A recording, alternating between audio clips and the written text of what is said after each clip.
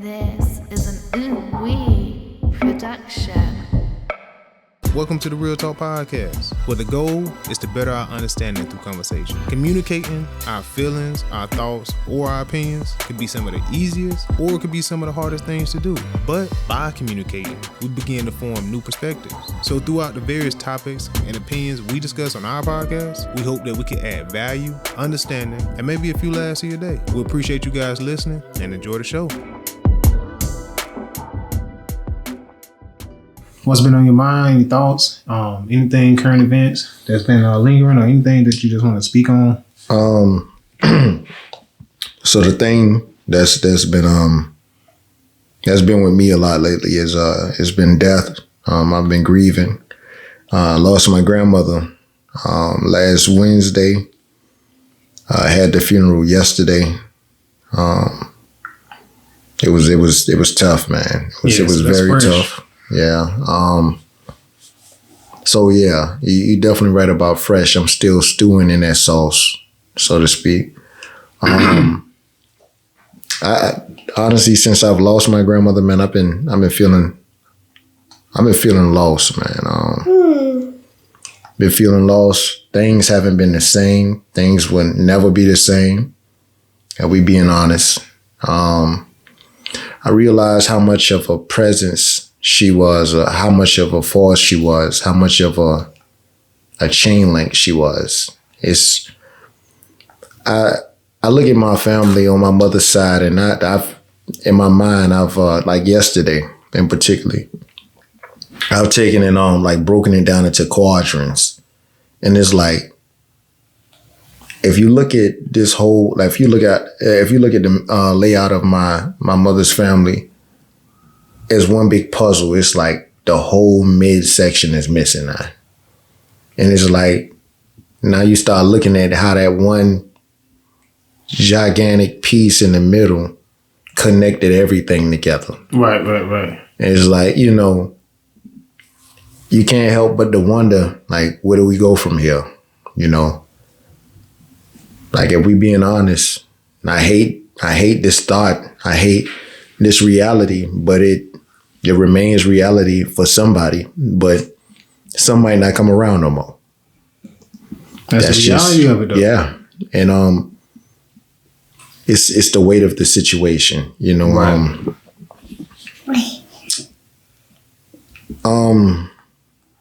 So I guess I can start with, I don't know, man, like since she's passed, things they've been very different. When I speak of different, I mean like in the sense of like things have been happening that they're in the sense that's like they're indescribable to a degree. Such as what? Like what you mean by that? I'm getting ready to go into it. It's like it's indescribable, undeniable. It's like connection points. It's been since her departure, man. I found myself like studying more on connection points, understanding connection points, and even drawing more questions about connection points. So I begin to talk to you, tell you about what I'm talking about. So the morning that she passed away, I got up, went to work like I typically go to work. It was a Wednesday. I arrived to work a little earlier than I normally do, and I was able to catch me a little nap. So I slept in the car until my alarm clock went off so that I can go ahead and be on in the be on. I slept in the car until the alarm went off so that I can go ahead and go to work. But in doing so, one of the weirdest things happened in that small amount of time. We talking about like a small window. I fell asleep and I started dreaming. But in this particular case, it wasn't one of those dreams that's so vivid that you can tell exactly what you saw in your dream when you wake up. Right. Instead, it was a connection point that tied me to my grandmother. Therefore, when I woke up, I knew that it had something to do with her. Mm-hmm. Now, keep in mind, we're talking like around 4 in the morning or so. Sky dark, like, you know, so you don't know what type of day it's gonna be. The sky not giving you type of signs. All you see is like a dark mass. That's right. It. You know, you can't say cloudy because you ain't seeing those. So when I wake up, I happen to look at my phone. My mother, she called. When she called, that kind of like, I didn't like that. I didn't like that feeling for somebody to call you that early in the morning. That's never, in most cases, it's nothing good come from a call that early in the morning. So, I called back and she tells me that my grandmother she started to experience a little issues with her breathing. Okay. Granted, if you in my shoes, you understand that, miracles do happen. So that's not no reason to panic or anything like that. It's just, a momentary thing, So, the day begins to progress and daybreak happens. A typical daybreak looks like, the sun start coming out, the clouds, you see the clouds, you see light in the sky. Not this particular morning. So what I noticed is things still appeared very gloomy. It's very cloudy. It looked like rain was on the way. Right.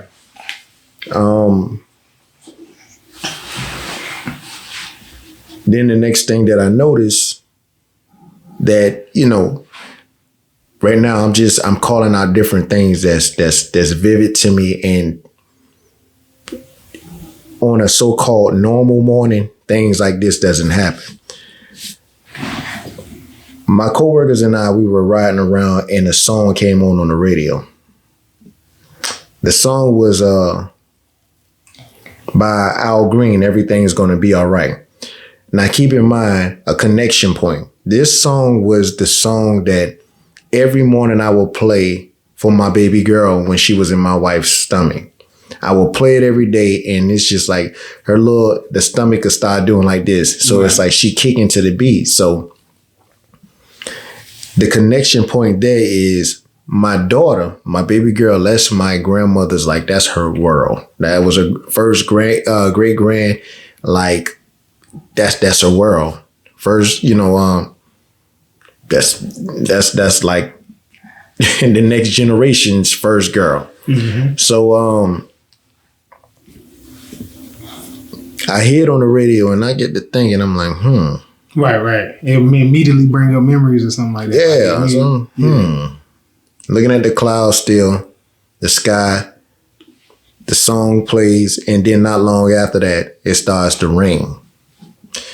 Now I'm looking at the whole scene, and I'm like, I just begin to speak out loud. So two coworkers in the car, and I mentioned, I'm like, I don't like this vibe that I'm getting. I don't like how I feel about the day. And one of them, they speak out. She's like, well, wait a minute. She was like, what you mean? I was like, I don't have a good feeling about the day. I said, today could be the day that my grandma go home. And she like, huh? The other one ain't said much or nothing. So fast forward, by around 2, like a little after 2:30, whatever, I get a phone call. My grandmother's gone. Man. They dropped me off over to my mother's house. And this is when things like really like it gets kicked into another gear. They drop me off to my mother's house, so I get out of the car. I begin to walk toward my mother's door. And in doing so, I hear like, now keep in mind, this is at this point it's around like 3 something. So, the typical behavior of, birds and stuff like that is like, the atmosphere was still, it was still rainy. It wasn't raining bad, but it was still, like a light drizzle, but it was gloomy, very gloomy, still cloudy. But for some odd reason, a bird was out, 2, to be specific. When I start, progressing toward the door, like one bird out of the blue is just like starts chirping. Like, how birds chirp. It was different. It's like it was enough to pull my attention away from my focus. My primary focus was to go and see my grandmother's body. Right. If it was still there. So I look back to see what's going on with all of this, with all of this noise that this bird is making. Look back, I see the 2 birds. It's a pair. Just keep in mind what I'm telling you. It's a pair. So I go inside and I see what's left of my grandmother. I see the shell. So I give the shell a kiss. I give her a kiss on the forehead and I just speak to the shell and, I state, I love you. And I walk out, got family members gathered around, the bed, around bedside or whatever. I leave out. At this point, I need to walk. I need to think. I need, I got to move. So I begin to walk down. I begin to walk down the street. And the street is like, as soon as you walk out my mother's door, if you walk a little bit to the left, it's a street that goes, like it's a street that just runs straight. And then it's another street that, it runs east and west pretty much. Right. So right at the corner of the street, the 2 birds, they're right there. They still right there. And one of them still doing whatever it's doing, just disturbing the peace. That's what it's doing. Right. So it's like, with every step I take moving forward, progressing down the street, like the birds seem like it's getting louder. Almost like I just can't understand why this bird won't be quiet. What's troubling this bird? It's a black bird, 2 black birds. The other bird is like, the bird don't chill, but it's like the other bird, like looking at this bird, like, why you making all this noise? Like, you know what I'm saying? Right. But that one particular bird is like, this bird got a lot to say. So I walk around the corner, come back around, then I go the opposite direction to the right, walk around that corner, come back. As I'm walking up, at this point, it's I want to say it was a FedEx truck or either an Amazon truck, one of the 2. So I see my grand aunt standing in the driveway. I walk around the truck and lo and behold, right above, the other bird flies off. But that one bird is now on a light pole that like oversees the house. And like the bird is like looking down on the house, but chirping, like just making a lot of ruckus. So now at this point, this bird got my attention. Now I'm studying. Because mind you, as I was walking down the street, I was watching this bird. This bird was like just a chatterbox. So now I'm looking up at this bird as it's perched on this light pole, looking down at, looking down at the house. It's still making noise. So I'm looking up at the bird and I'm like, this bird is almost like a messenger bird. Like it's trying to tell me something. Like what's going on? So again, 2 black birds, one flies off, the other one still ain't making a lot of noise, right? So that day pretty much it comes and it goes, Life be lifing, man. Did you know what it was trying to say? Or so check this. I wake up the next morning, I begin to tell my wife about what I experienced the day before in the case of the birds. And I'm also writing out my feelings and my thoughts on what happened the day before. Like just trying to, you know what I'm saying, process things, bring things together and bring them full circle, you know, trying to get some type of answers that technically I don't think I'm ever find, but I'm just trying to, you know, just investigating now. I guess it's a, you know, a spiritual investigation. I don't know. But check this out. So as I'm writing, I begin to go down, you know, memory lane and just, you know, I'm reassessing everything. And as I'm writing and I'm talking about this black bird, these two black birds in particular, but the one black bird, for whatever reason, it's like we could talk about this, like as I'm writing, talking about this bird. Let's just say that I made a blank. Instead of putting bird, all of a sudden, God guided my mind and my heart to just say crow. So after I did that, first thing I did was I looked at the image of a crow. It was two crows. Then I began to look up some things pertaining to crows. So it says this, I'm going to read something for you. It says, in spirituality, crows often symbolize change, transformation, and regeneration, signifying that a significant shift is on the horizon in your life. They are also associated with wisdom, intuition, and the ability to navigate complex situations, sometimes seen as a messenger between the physical and the spiritual realms, particularly in cultures like Hinduism, where they are believed to carry messages from ancestors. Yeah. So, yeah. That happened the day that she died.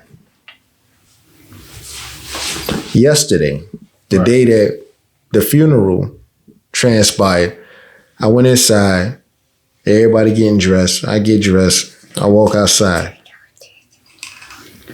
I walked out the door, took the same stroll that I took before. Look in the spot in which, you know, the crows were before, didn't see the crows. Looked on the light pole, didn't see the crows. I began to walk down the street. And as I'm walking down the street, I don't know, it's a part of me that's expecting something.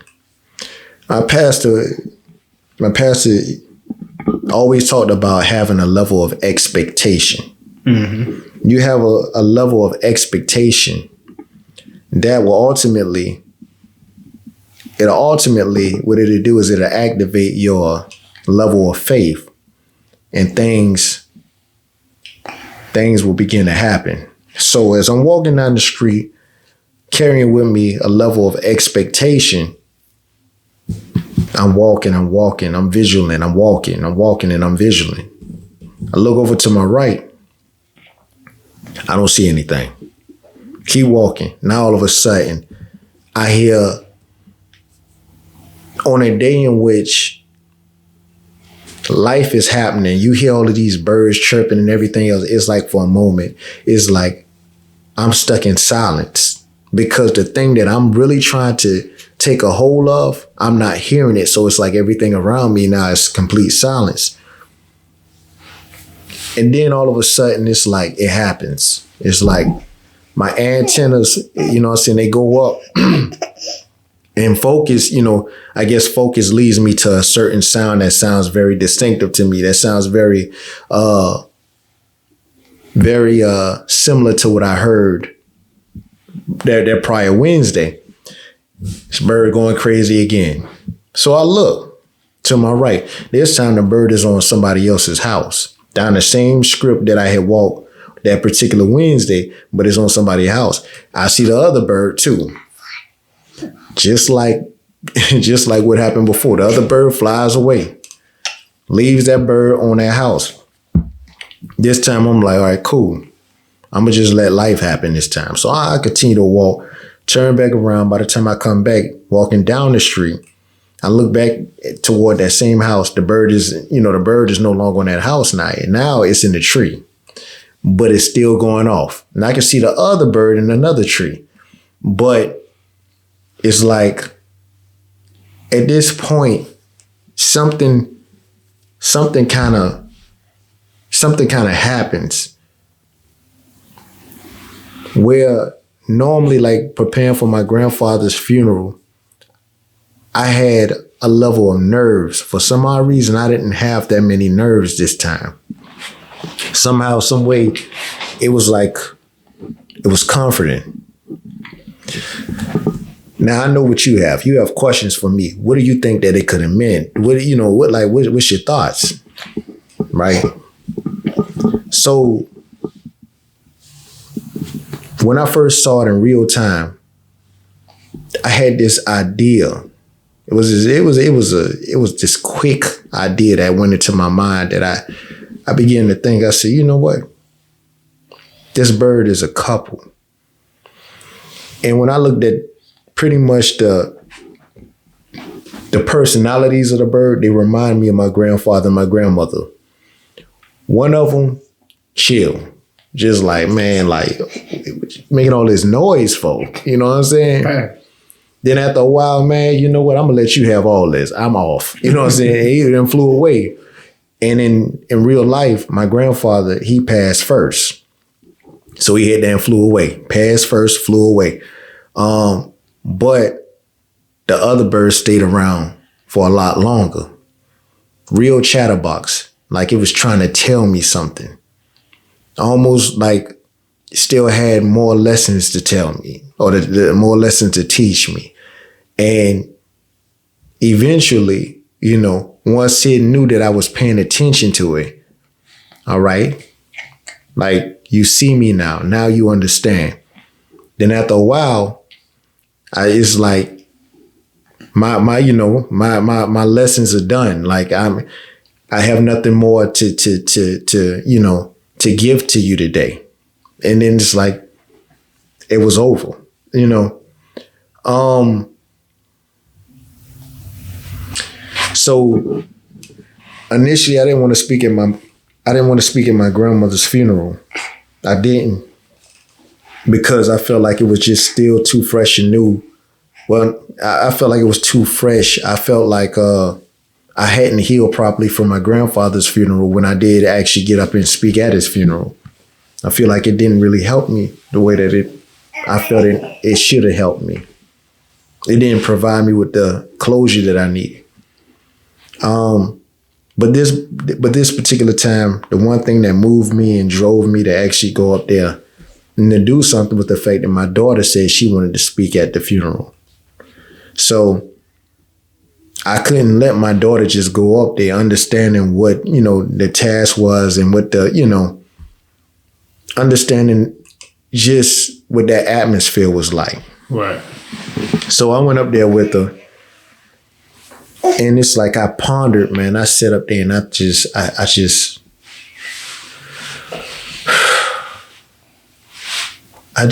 stewed and I processed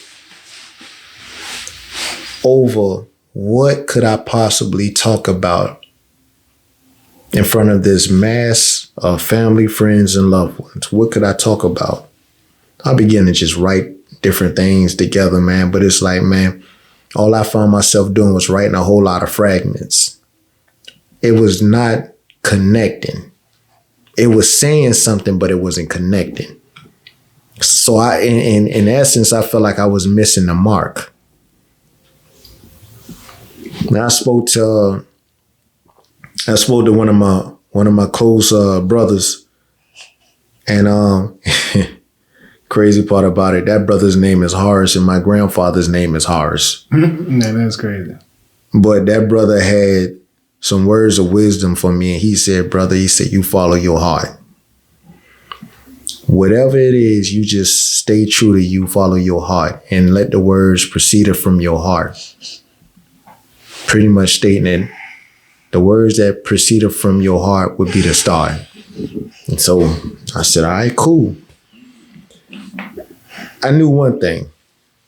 I wanted to connect it to history, because everything my grandmother has been doing for me since I arrived on this earth, to the point to where I could really like understand, you know, when I gained cognitive behavior, she had always been educating me on matters that dealt with history, as seen and as told by her. Who better to, educate me? Who better to tell me these things than somebody that's actually took and lived it? Mm-hmm. So for me, man, I was always one of them young guys that I was like a sponge. I was drawn toward history. I was enamored by the thought of what predated me, how that looked, how that felt, how that smelled, all of that stuff. As a person could tell me a story, it's almost like, man, it's like I become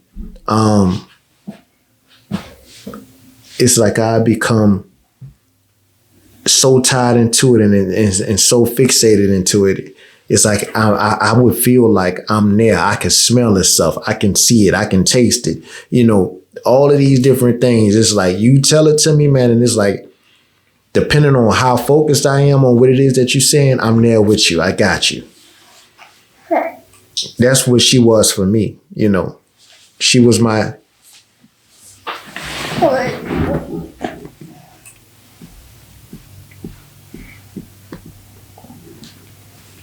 She was my editor. She was my...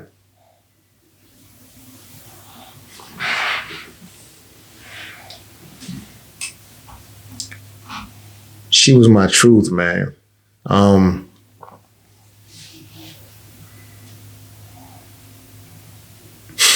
She presented focus a lot of times. When I felt unsure of myself or I didn't know the direction that I was to go,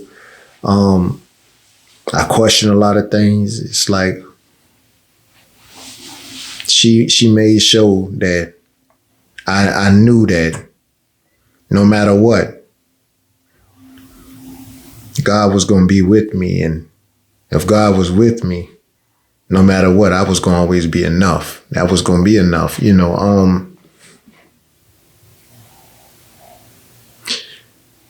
She tried her hardest to work with me on my patience. I used to have a attitude at a point. Son, you just gotta. She said, just breathe, son. She said, count to 100. I'm sitting there like, man, I ain't counting no 100. Just please do it for me. That she'd tell me that stuff, and then I don't know, man. Before I knew it, I was counting.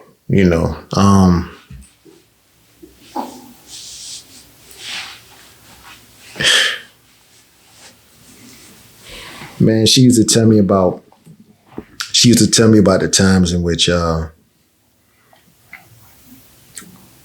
when she was a freedom fighter. Like MLK came down here and they marched. And she used to tell me about, protesting and how that was rough, what that life looked like. And on one particular occasion, her sister went to jail.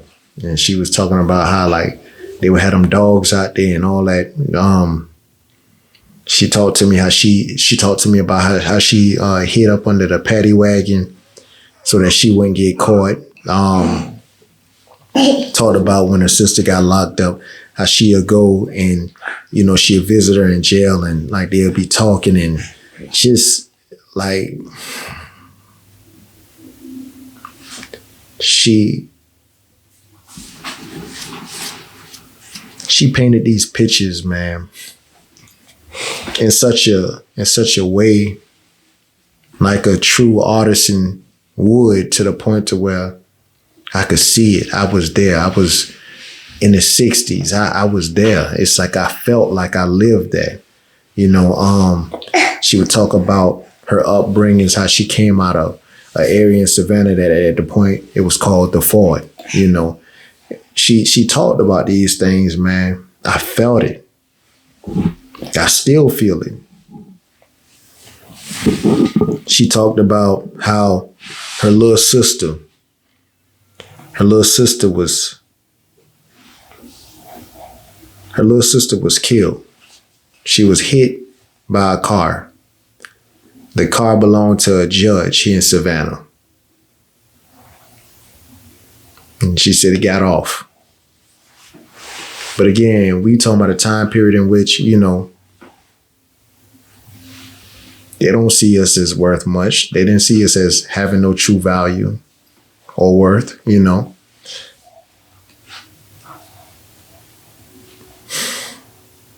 So much trauma, man. It's like I saw it in her. I heard it in her. I felt it in her.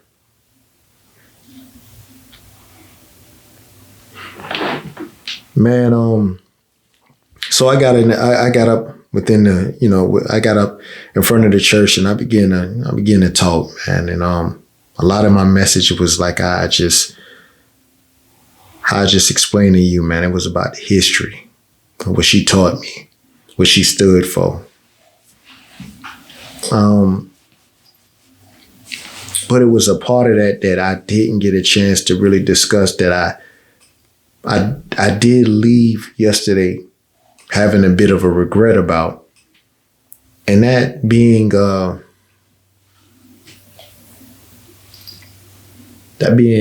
you know, one thing about history, our elders, man, that's the best teacher of history, your elders.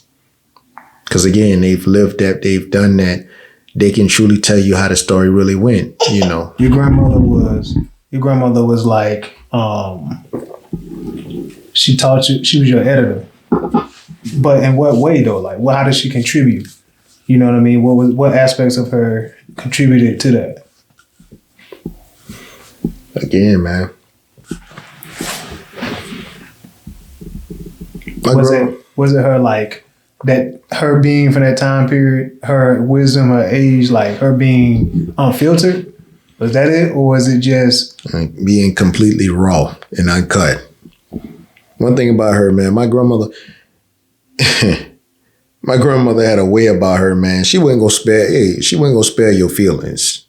You know what I'm saying? It's like one thing about her, man, and she the realest, man.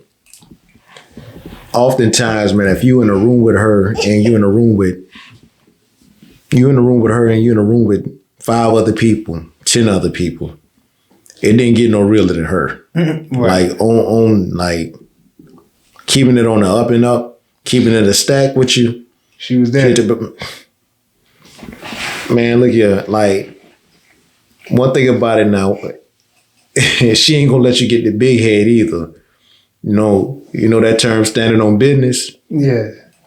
She stood on it. She stood on it and she knocked you off your pivot. Yeah.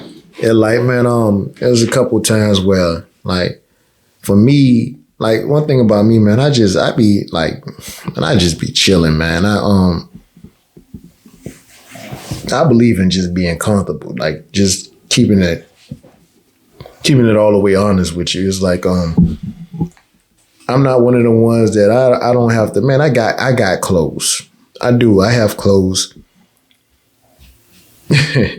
But I don't be in no rush to put on my clothes, if you understand what I'm saying. Like all that dressing up and stuff, man, right. I'd rather be comfortable. That's just me. You know what I'm saying? Some flip-flops. I'm taking flip-flops over, you know what I'm saying, like dress shoes any day, or even over tennis shoes a lot of times. It's just, you know, not saying that I don't have tennis shoes, but that's just me. But grandma, man, let me tell you something. Dress to impress? Man, what? Man, look here. Sunday best. Ain't even that, man. It's like, well, I watched my grandmother evolve, bro. Like, I can honestly say I went from watching the era when grandma still had Jerry curls. You know, she was in the era once where, like, you know, when she had that thing kind of straightened down. She was in the era once where she had the finger waves, man. Like, that was finger wave, real classic. That was, man, I despised them. Why you say that? You had to go to the salon with her? No, I didn't have to go to the salon with her, but it's just like, man, just like, you know, like just seeing that thing pressed down on it, it's like, man, you just like, all you see is shape of the head. You know what I'm saying? Like, that's just, you know, not. She had a teardrop. Man, look, I'm getting off that. She ain't coming to visit me tonight. Nah, man, but I used to always let her know, man. I used to let her know, like, my level of I didn't like that. I didn't like the finger waves. Then she started growing it longer. I like that look on her, but every time I tell her that I like that look on her, I'm getting ready to cut it, So like, I'm like, all right, cool. But then it's like, with the styles changing and stuff, man, I remember when she started, man, when society went into the whole legging movement. Then I started watching grandma got on leggings. No, I man. said, oh my goodness. Not grandma wearing them. Man. Yeah, it's like, man, but again though, like my grandmother was very classy and cheap. Grandma didn't do cheap. Yeah. Nah. All her stuff had good value. Good quality. And it's very much quality was on point, They knew all the good I feel like, they knew the good shops. Yeah, like even with like the babies and stuff like that. Like you get something that's gonna last. Man, here in Savannah, like it was a place like Punch and Judy, man, like bro. It sound like she got some good stuff. Man, look here, man. You go in there, come out with $50. You go in there with $50, boy. You coming out with something good. Man, look here, $50, man. Look here, bro. Like, hey, man, Punch and Judy, son. Punch and Judy. That sound legit. Like for real, that man. Like, I ain't gonna lie. Yeah. But that's the thing though. With that generation, bro, they show you like shops like that. Like you'll walk past it every day and wouldn't be like, bro, I'm not going in there. Why? But you go in there and she show you some stuff like, oh shit, I should have been doing this. Yeah, man. Grandma had you, man, baby Carlton. You know what I mean? But yeah, it's like yeah. Hook you up, bro. But grandma always like it was always a method to her madness. We talking about dress being, being like dressing to impress, but looks was just only half of it. For her, it was big, like education was, that was very important. She always wanted us to have something to validate us as, being just more than just black, so to speak. She would always talk about getting you a piece of paper. Son, I want you to get you a piece of paper, meaning like a degree, a certificate, something to, show that you've arrived and you've overachieved. You've risen to a point in which you've deserved this. You deserve this and you have something, in which nobody can take from you. 100%. That, Nah, I appreciate it, man. And then one thing about a boy, that sister, they was a gambler. Nah, you funny, man. She was a gambler, man. But one thing I know about my grandmother, man, she hit more than she lost. One thing about when she didn't lost some major money, trust me, the whole house knew. The whole house, boy, she come home and she raising hell, like for real. And like, but if and my grandma was very subtle from this point of view. If she came in, right, or if I saw and she, I want you to come by. I want you to come by and do something. Yeah, so let's just say I pop up and, I went to go and do whatever she needed me to do. After I get done, she might want me to run her somewhere. So I go and run her somewhere and then she'll come back and she say, now go ahead and get what you want. Right. Grandma, but then you just go. I just said go and get what you want. Hey, showing love. So now all of a sudden, but now that's when it gets. It get tricky because now I've never been the one to be greedy, right? But now it's a part of you like, okay, you really want to test it. Okay, you don't tell me to get what I want to get now. Do you really mean get what you need to get? You know what I'm saying? But she, I said go get what you want now. Yeah. And then like now she get an attitude with you because you ain't going fast enough. You like, so it's like, man, that's a blessing though, man. Because I feel like growing up with being able to experience your grandma is a blessing, man. It definitely is, man. Especially with this like new generation, I feel like I don't know, something you had a great experience with yours, I would say. You know what I'm saying? And that's a blessing. I definitely did, man. Now again, my grandmother wasn't perfect. I didn't need her to be perfect, But my grandmother, for me, she was everything that I needed her to be. My grandmother, from like those those things that I just talked about till I got older and I became a man, I could confide in my grandmother. I could tell her certain things in which I knew it's like it pained me as a man to feel certain ways, like, for example, not having money. And it's like the last thing you want to do is be a man and beg somebody else for anything. And so she could always tell. Now I'm about to get into character a little bit, like how my grandmother would do. But she could tell. She could tell when something was troubling me, right? And so I remember, man, I walk in the house and she'd see me. What's wrong?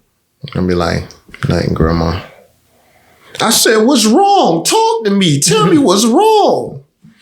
I'd be like, Grandma, I'm going to be all right. I can't help you if you don't tell me what's wrong. So now all of a sudden she, about to be over the top, you know what I'm saying? So I got to say something. So, Grandma, I'm going to be honest with you. Like right now, I don't have it. But money is needed, but I don't have it. I don't know how I'm going to make this happen because, again, I don't have it. But I'm stressed out. I got to, and she, well, how much you need? Grandma, I didn't ask you to ask you how much you need. And so I tell her and she get that to me. And then it's like she used to tell me, like she told me, she said, it's not good for a man. It's not good for a man not to have money when he feel like he need to be able to pay things that's important. She said a man should always feel like a man.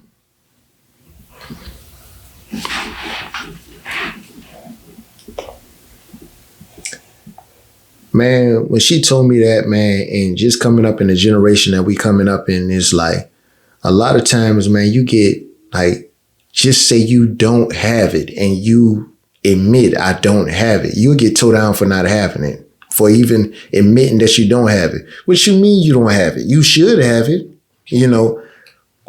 It's like I've seen so many men get towed down. But when my grandmother said that, man, it made me think, man, I'm like, bruh, like, man, I got to be, man, one of the most blessed brothers in the world, man, to be able to go to my grandmother and to tell her the truth. And my grandmother just say, here.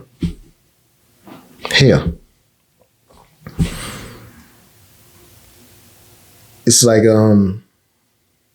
my grandmother used to always say this here, man. She used to always tell me, she said, I used to get tired of hearing this at first because she used this line so much. It's like it became dated until it was too late. She used to say, son, she used to say, I'm going. Y'all coming. I'd be like, Grandma, man, stop talking like that, man. You know what I'm saying? We here together. You know what I'm saying? I'm like, stop with all that. You know what I'm saying? No, I'm serious. I'm going and you coming. And the regret I have yesterday, I didn't say this. But she told me she was going and we coming. So I say this. I didn't get a chance to say it yesterday to my family, loved ones, and friends. So I'm going to just say it right now. Live. I'm going to say, from the words of my grandmother, she was going, or the words of somebody else's grandmother, they may be going, but we're coming. But I'm going to translate that over. We are now. We now. So again, the changes we hope to see, it's on us to make them changes happen. It's on us. It's on us to take those same lessons that we gained from my grandparents or from the elders, And now it's on us to apply those, you know? I mean, like, look at you right now, bro. You holding the future. That's it, man. If somebody ever want to see what the future, people always talk all the time about, man, hey, man, I wonder what the future look like. Treat the present right. Nah, that's real. That's real. That's a word right there, man. It's like, that's it, man. That's it. On that note, man, I ain't gonna overdo it, man. Nah, that was real, man. I appreciate you sharing that, bro. You know what I'm saying? Again, y'all, you ain't got nothing else, my man. This is the Real Talk Podcast. Every Thursday we post a new episode, man. Please like, share, comment, man. Just the Real Talk Podcast. Peace. Real talk. Thank you for listening. If you enjoyed this episode or if you want to check out more of our content, please visit our social media platforms linked in the description of this episode. You can also check us out each week where we drop a new episode every single Thursday. So don't forget, like, share, comment, and thanks again for listening. We'll see you guys next week. Peace.